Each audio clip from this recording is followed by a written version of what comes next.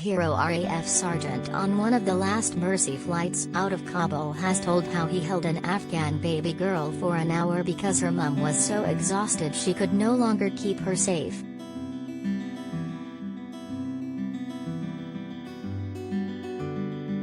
Loadmaster Andy Livingstone, from Scotland, saw the baby fall from her mum's arms during one of the last evacuations out and shortly after the blast that killed 170.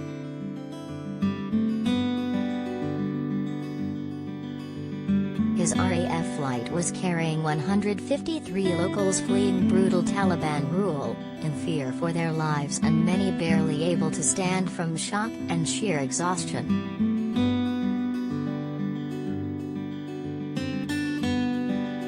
The Scots' 31-year-old married father of two was in charge of loading people and things onto the RAF flight in the final hours of the historic Kabul evacuation.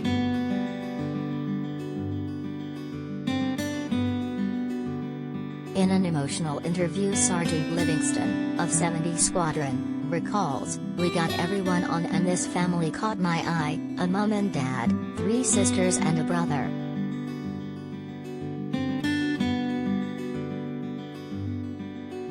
One of the sisters was in the early stages of shock or exhaustion, so without any medics there we just cracked on giving her food and I was dealing with Dad, ensuring he was able to give food and water to his family."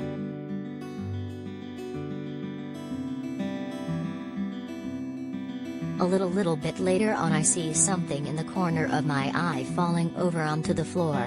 I saw the mum scrambling and realized a baby has rolled off her lap.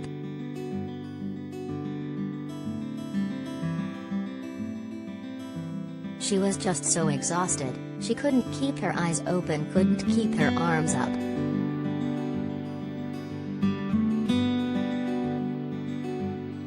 I gave her the baby back, asked a few questions, strapped the baby in, best as I could using seat belts just to hold it in.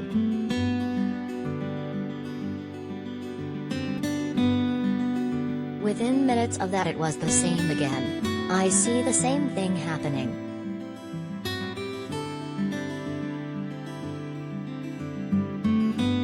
I just did what anyone else would have done.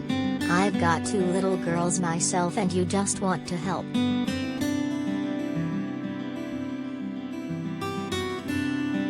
So I went over and said, "You really need to sleep, please let me take this baby off you for half an hour just so you can shut your eyes, anything that will make you feel better."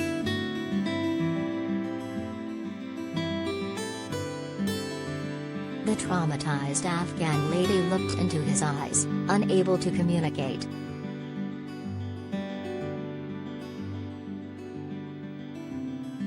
Sergeant Livingstone recalls, "I cannot say there was gratitude. She was a woman who had seen her family go through too much, looking at me as if to say, 'Is it okay? Can I go to sleep now? Is my baby going to be okay with you?'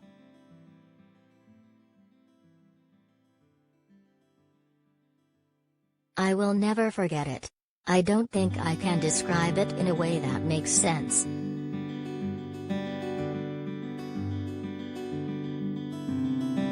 The RAF sergeant held the little baby for an hour on the flight that was so packed he did not have a seat, as he grabbed cargo strapping for balance during the 2 hours to Dubai.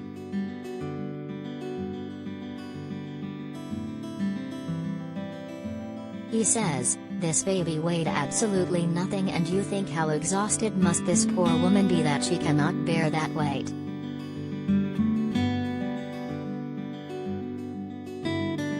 We put headphones on the baby as it's a noisy aircraft and let the little girl sleep for an hour whilst the mum had a kip as well.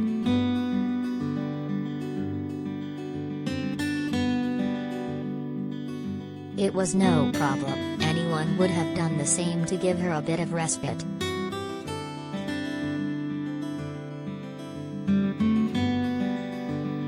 He now describes the hazardous 3 Mercy flights he took part in as the most rewarding of his 10-year career, serving all over the world.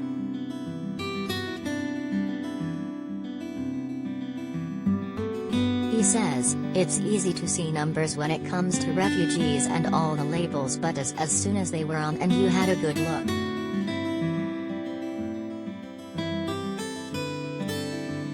It was just people.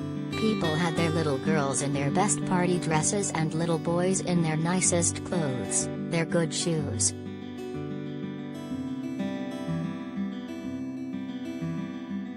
We were just trying to make it less difficult. Nans were handed out sweeties and dads were doing the dad thing, making sure the kids were just sitting down.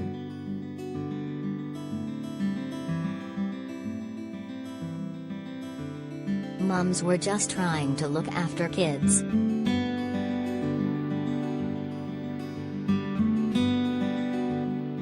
Everyone was doing what they could do, and I thought, if that was my family, what would I want?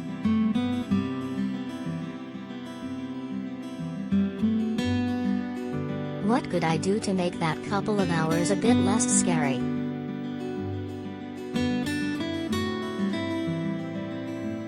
These are families that have got just one bag packed for a family, one backpack for 5 of them. All they need is a little bit of humanity.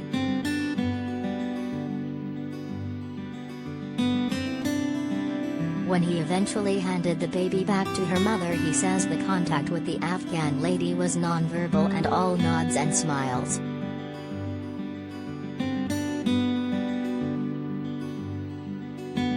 His flight was packed with many people who still bore the wounds and cuts from the earlier suicide blast.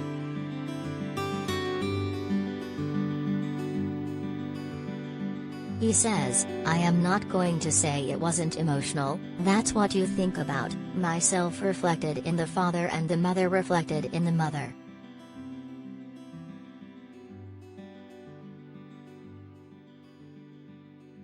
All these children, after all that they have been through, have got smiles on their faces. They just want to be children. You superimpose that on your own life.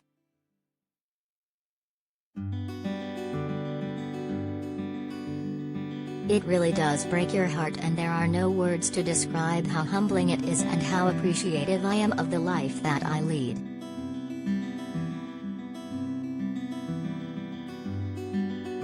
Bringing the Afghan nationals back was the most rewarding thing I have done in 10 years, just knowing that you made a difference.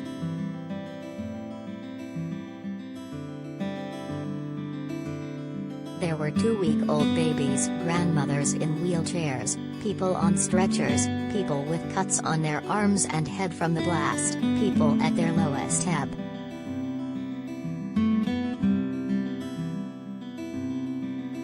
These were families desperate to stay together.